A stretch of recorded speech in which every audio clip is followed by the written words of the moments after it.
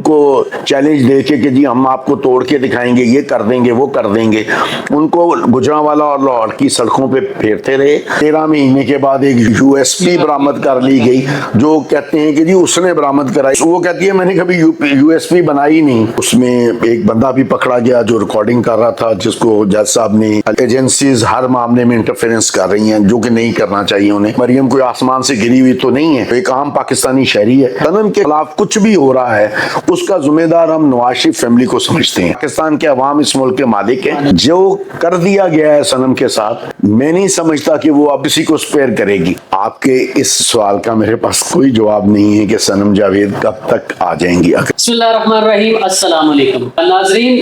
صنم جاوید کے حوالے سے بڑی متضاد خبریں آ رہی ہیں۔ کوئی کہہ رہا ہے کہ لاہور ہائی کورٹ نے انہیں ریلیز کر دیا ہے، کوئی کہہ رہا ہے کہ انہیں سیالکوٹ میں کسی مقدمے میں گرفتار کر لیا گیا ہے۔ اسی کنفیوژن کو دور کرنے کے لیے ہم آج حاضر ہوئے ہیں ان کے والد محترم جاوید خان صاحب کے پاس۔ انہی سے پوچھتے ہیں کہ اب کیا سٹیٹس ہے اور صنم جاوید کب تک جو ہے وہ جیل سے باہر آ جائیں گی، کب تک اپنی فیملی کے پاس وہ آ جائیں گی۔ السلام علیکم۔ وعلیکم السلام۔ کیسے ہیں آپ؟ میں بالکل ٹھیک ہوں۔ آپ کے اس سوال کا میرے پاس کوئی جواب نہیں ہے کہ صنم جاوید کب تک آ جائیں گی۔ اگر تو قانون کے مطابق دے ہوتا تو کوئی بھی آدمی اس کے بارے میں رائے دے سکتا تھا۔ صنم جاوید کو ایک دن کے لیے بھی جیل میں نہیں ہونا چاہیے تھا۔ جو آپ بات کر رہے ہیں ہائی کورٹ لاہور کے، جو اب سٹیٹس یہ ہے کہ ہم نے سیالکوٹ میں جس مقدمے میں اس کو ملوث کیا گیا ہے اس کا نمبر ہے 823۔ وہ مقدمہ گجرانوالہ والا ہے اور 823 نمبر ہے اس کا۔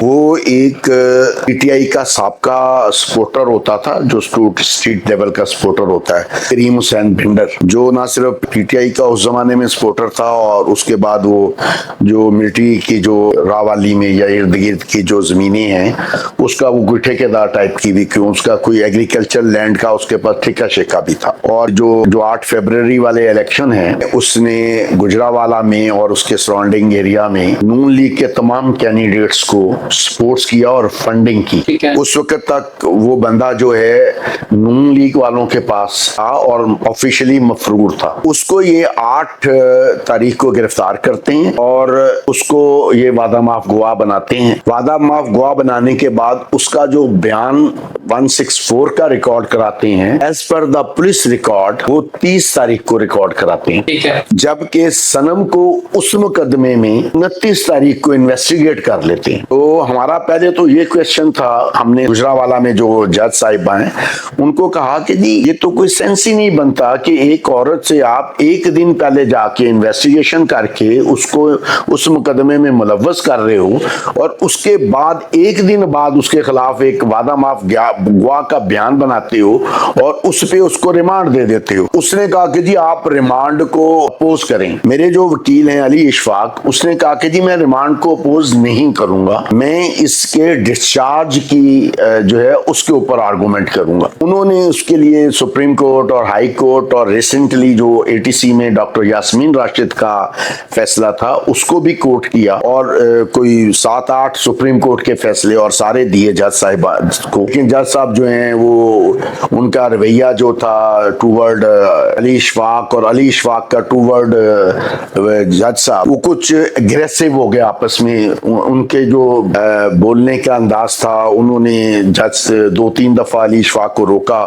علی اشفاق نے بار بار ان کو کہا کہ جی میں اپنے کلائنٹ کی آرگومنٹ کرنا چاہتا ہوں، مجھے آپ اس طرح روکنا ٹھیک نہیں ہے۔ ہوویور ان کے درمیان ایک ٹینشن ڈیولپ ہو گئی اور پھر وہ جج صاحب اٹھ کے اندر چلے گئے اور انہوں نے وہاں سے جا کے 4 دن کا فزیکل ریمانڈ دے دیا۔ مطلب میرٹ پہ آپ کہہ رہے ہیں، میرٹ پہ نہیں، میرٹ پہ تو بنتا، میرٹ پہ تو آرگومنٹ کے حوالے سے تو وہاں ریمانڈ ہو ہی نہیں سکتا تھا نا جی۔ جب آپ ایک کیس میں سپریم کورٹ کا، آپ ہائی کورٹ کا اور آپ پریزنٹلی جو کیسز ہیں اے ٹی سی میں ان کے ریفرنسز کوٹ کر دیتے ہیں کہ جو وعدہ معاف گواہ ہے اس کی جو 13 مہینے کے بعد آپ اس کو وعدہ معاف گواہ بنا رہے ہو اور اس کو آپ نے جیل میں رکھا ہوا ہے، ایک جیل میں رکھے ہوئے بندے جس کو ہم نے کراس ایگزامینیشن بھی نہیں کیا، جس کے خلاف ایلیگیشن لگ رہے ہیں اس نے اس کو کراس ایگزامینیشن نہیں کیا گیا، کسی نے اس کو سرٹیفائی نہیں کیا، آپ اس کے بیسس پہ ہمیں کیسے اسے اس مقدمے میں ملوث کر سکتے ہیں. لیکن انہوں نے ٹیکنیکلی کیونکہ وہ جمعے کا دن تھا 4 دن کا ریمانڈ دے دیا. اب ہفتے کو ہمیں انہوں نے آفٹر نون میں جو 1 دن پہلے ریمانڈ دیا تھا 6 تاریخ کو 10 تاریخ تک کے لیے, اس کا جو ہمیں جمعے کو جو دیا تھا اس کا جو ہفتے کی شام کو ہمیں وہ وہاں سے آرڈر ملا, جس کو ہم نے ہائی کورٹ میں چیلنج کیا. ہائی کورٹ چلے گئے؟ نہیں, ہائی کورٹ میں نہیں گئے نا, ہم نہیں جا سکے ہائی کورٹ میں. انہوں نے 4 دن کا ریمانڈ دیا اور جب وہ ہائی کورٹ میں جانے کا ٹائم آیا اس دن 10 تاریخ تھی, ہم نے پھر اس دن تو جا نہیں سکتے تھے, اگر وہ جاتے تو ٹائم بارڈ ہو جاتا. پھر اس نے 4 دن کا ریمانڈ دے دیا. ہم نے پھر اس سے کاپی مانگی اور انہوں نے کاپی دینے میں 2 دن لگائے, نہیں دی ہمیں کاپی.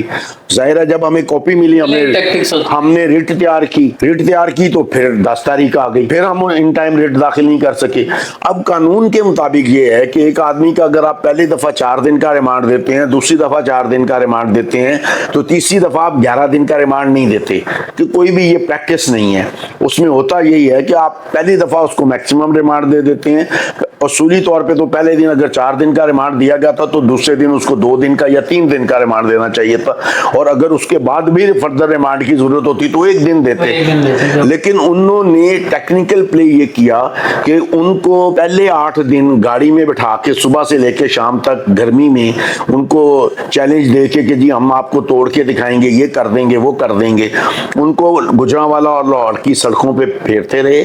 ان کے جو ضروری ٹیسٹ جو انہوں نے کورٹ کو بتایا تھا کہ ہم نے کروانے ہیں, جو آلریڈی 5 دفعہ پہلے ہو چکے ہوئے تھے, فوٹوگرافک ٹیسٹ, وائس ٹیسٹ, وہ پولوگرافک ٹیسٹ وغیرہ, جو پچھلے کیسز میں 3 4 5 دفعہ ہو چکے ہوئے, ہر کیس میں ہاں جی ہو چکے ہوئے تھے, وہی کروانے کے نام پر انہوں نے پھر یہ کام کیا. جب انہوں نے پھر 11 دن کا ریمانڈ دیا تو ہم نے اس کے درمیان عید کی چھٹیاں آ گئی تھیں. ہم نے بڑی کوشش کر کے عید سے 1 دن پہلے یا وہ اس کے ریمانڈ کی کاپی نکلوا لی. پھر ہم نے اس کو چیلنج کر دیا. وہ ہمیں بار بار کورٹ یہ کہہ رہی تھی کہ آپ اس کے اوپر بیل پہ آرگو کریں یا اس کو فزیکل کو جوڈیشل ریمانڈ پہ کنورٹ کرنے کی درخواست دیں. میرے وکیل کا کہنا یہ تھا کہ میں اس پہ آرگومنٹ نہیں کروں گا, میں اس پہ ڈسچارج کا آرگومنٹ کروں گا, اور اس کا وہی سٹینڈ تھا. اور جب وہ یہ سمجھتا تھا کہ یہ میرا سٹینڈ ٹھیک ہے تو پھر علی اشفاق نے آ کے اس معاملے کو لاہور ہائی کورٹ میں نوٹس میں لے آئے. اب وہ لاہور ہائی کورٹ میں کافی ڈیٹیل 3 ہیئرنگز ہوئی اس کے اوپر. جو کل کی ہیئرنگ ہوئی اس میں کورٹ نے اس کے خلاف جو ریکارڈ پروڈیوس کیا گیا ایک مزاحیہ انداز میں یہ تھا کہ 13 مہینے کے بعد ایک یو ایس پی برآمد کر لی گئی, جو کہتے ہیں کہ جی اس نے برآمد کرائی. وہ کہتی ہے میں نے کبھی یو ایس پی بنائی نہیں. اس کے خامند کو پکڑ کے بدماشی کر کے اٹھا کے گھر کے اندر سے جی اس کے خامند کو اٹھا کے گھر سے گاڑی میں بٹھا دیا اور بٹھا کے اس کے دیور کو بٹھا دیا ساتھ, اس کو دونوں بھائیوں کو بٹھا کے اس کے ہاتھ سے زبردستی موبائل سنیچ کر کے لے گئے اور کہہ رہے ہیں کہ جی صنم نے برآمد کروایا تھا. اس کا خامند بیچارہ جو ہے وہ جب جولائی میں پکڑا جاتا ہے اس واردات کے 2 مہینے کے بعد, تو اس سے اسی وقت موبائل لے لیا جاتا ہے جو آج تک کورٹ کی کسٹڈی میں ہے. اس کے بعد ایک اس کا جو 7.5-8 مہینے رکھ کے بلیک میل کرتے رہتے ہیں, جب نہیں ہوتا وہ آ جاتا ہے. اب اس نے ایک نیا موبائل نئی سم کے ساتھ خریدا, اس کو لے گئے اور یہ ایلیگیشن لگا رہے ہیں کہ جناب اس میں پی ٹی آئی کے لوگوں کے ٹیلی فون نمبر ہے. ایک آدمی پہ آپ نے ایلیگیشن لگایا کہ وہ پی ٹی آئی, اس کی بیوی جو ہے وہ پی ٹی آئی کی سپورٹر ہے اور وہ پی ٹی آئی کے 200-250 لوگوں کے ساتھ جیل میں بند رہا. ان لوگوں نے اس کے ساتھ نمبر شیئر کیے. وہ جب باہر آیا تو پی ٹی آئی کے جو لوگ ہیں, جو لیڈرشپ ہوگی یا جو بھی لوگ تھے, انہوں نے اس کے ساتھ کانٹیکٹ کیا اور اس کے نمبر آتے گئے اس کے پاس. اس کا تو اس میں قصور نہیں ہے. اب میرے پاس آدھی سے زیادہ پی ٹی آئی کا لوگوں کے نمبر ہیں, ایون میرا پی ٹی آئی کی کسی تنظیم سے کوئی تعلق نہیں ہے, لیکن میری بیٹی کے حوالے سے جب وہ میرے سے بات کرتے ہیں یا میرے گھر آتے ہیں ملنے کے لیے تو ظاہر ہے وہ اپنا نمبر دے کے جاتے ہیں, میں ان کا نمبر سیو کر لیتا ہوں. کل اگر یہ مجھے پکڑ کے یہ کہیں کہ جی جاوید صاحب کی موبائل سیل سے 200 بندوں کا پی ٹی آئی کا نمبر نکل آیا ہے, تو بھائی میں تو روز جیل میں جاتا ہوں, مجھے جو بندہ ملتا ہے وہ مجھے سلام کرتا ہے, انکل السلام علیکم, مجھے اپنا نمبر دیتا ہے, جی میں میرا یہ نمبر ہے, یہ نام ہے, میں اس کا نمبر سیو کر لیتا ہوں, اور تاکہ اس کو اگر کوئی پوچھنا پچھانا ہو وہ میرے سے بعد میں پوچھتے رہتے ہیں, میں ان کو بتاتا رہتا ہوں. اب لاہور ہائی کورٹ کا وربل آرڈر تو آ گیا, جی آرڈر ججمنٹ کب تک آپ کو ملے گی اور آگے آپ کیا کرنے جا رہے ہیں؟ دیکھیں جی جج صاحبان جو ہیں ان کو میرا سلام. انہوں نے اتنی جرت کے ساتھ یہ سارا کیس سنا, اور اس میں ایک بندہ بھی پکڑا گیا جو ریکارڈنگ کر رہا تھا, جس کو جج صاحب نے, علی ضیاء باجوہ صاحب نے, اس سے موبائل رکھوا لیا وہاں پر. اس کو پکڑ کے پولیس کو کہا کہ اس پہ پرچہ کرو, اس کو اندر کرو. تو یہ تو صاف میسیجنگ چل رہی ہے کہ ایجنسیز ہر معاملے میں انٹرفیرنس کر رہی ہیں, جو کہ نہیں کرنا چاہیے انہیں. میرٹ پہ چلنے دیں کیس کو, میرٹ تو کوئی ہے نہیں. پہلے بھی آپ غیر قانونی طور پہ اس کو ڈیٹین کر کے کسی کی انا کو تسکین پہنچانے کی کوشش کر رہے ہیں, تو آپ کرتے رہیں. ہم تو آپ کو کہیں آ کے یہ چیلنج نہیں کر رہے کہ جی ہم آپ کو یہ کر دیں گے, ہم وہ کر دیں گے. ابھی آپ کا وقت ہے.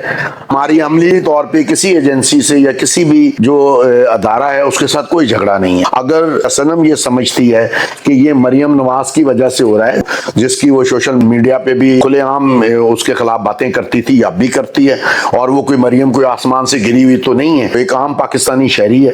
اگر وہ اس سے زیادہ آنریبل ہے میری بیٹی اور میرے باقی لوگ, وہ اگر اس کو کسی, وہ ایک سیاستدان کے طور پہ اگر وہ آئے گی فیلڈ میں, تو دوسری پارٹیوں کے لوگ یا دوسرے لوگ جو اس کو پسند نہیں کرتے اس پہ آرگومنٹ کریں گے. تو وہ آپ کو برداشت کرنا ہے. اگر آپ برداشت نہیں کر سکتی تو آپ چھوڑ کے گھر بیٹھیں. ہم یہ سمجھ رہے ہیں کہ ہماری لڑائی کسی سے بھی نہیں ہے سوائے پولیٹیکل جو ڈسپیوٹ ہے وہ مریم کے ساتھ ہے. اگر سنم کے خلاف کچھ بھی ہو رہا ہے اس کا ذمہ دار ہم نواز شریف فیملی کو سمجھتے ہیں, اور اسپیشلی مریم کو سمجھتے ہیں. اور مریم جو کچھ کر رہی ہے وہ پاکستان کے قانون کو مس یوز کر کے کر رہی ہے. کل سنم کو موقع ملے گا, جو کہ میری خواہش نہیں ہے. میں نہیں چاہوں گا کہ پالیٹیشین ایک دوسرے کے خلاف لڑکے. سپارڈینیٹ ادارے ہیں ان تھرڈ پارٹی کو نہیں, سپارڈینیٹ ادارے پاکستان کی جو پولیٹیکل لیڈ ہوتی ہے, جو عوام کے ووٹوں سے منتخب ہو کے جائے, وہ فارم 47 والا نہ ہو, عوام سے منتخب ہو کے جائے, 45 والا ہو, وہ اس ملک کے مالکوں کا ریپرزینٹیٹو ہوتا ہے. پاکستان کے عوام اس ملک کے مالک ہیں, وہ اپنا ایک ریپرزینٹیٹو بھیجتے ہیں, وہ ان کے مفادات کے لیے قانون بناتا ہے, ادارے بناتا ہے, اس میں ملازمین رکھے جاتے ہیں. ان ملازمین کو استعمال کر کے اپنے ہی اوپوننٹس کو نقصان پہنچانا, یہ ان ملازمین کے لیے تو فائدہ مند ہو سکتا ہے, پولیٹیکل لیڈرشپ کے لیے نہیں ہو سکتا. مگر جو کر دیا گیا ہے سنم کے ساتھ, میں نہیں سمجھتا کہ وہ اب کسی کو سپیئر کرے گی. بار بار اس کے بیان پہ یہی ہے کہ جیسا انہوں نے کیا ہے, کوئی غیر قانونی کام طاقت کے زور پہ تو ہوگا نہیں. وہی ہوگا جیسے انہوں نے آج آئی جی صاحب کو استعمال کیا ہے, کل وہ آئی جی صاحب کو استعمال کرے گی. اس کی ایک کلاسیکل مثال بھی ہے میرے پاس.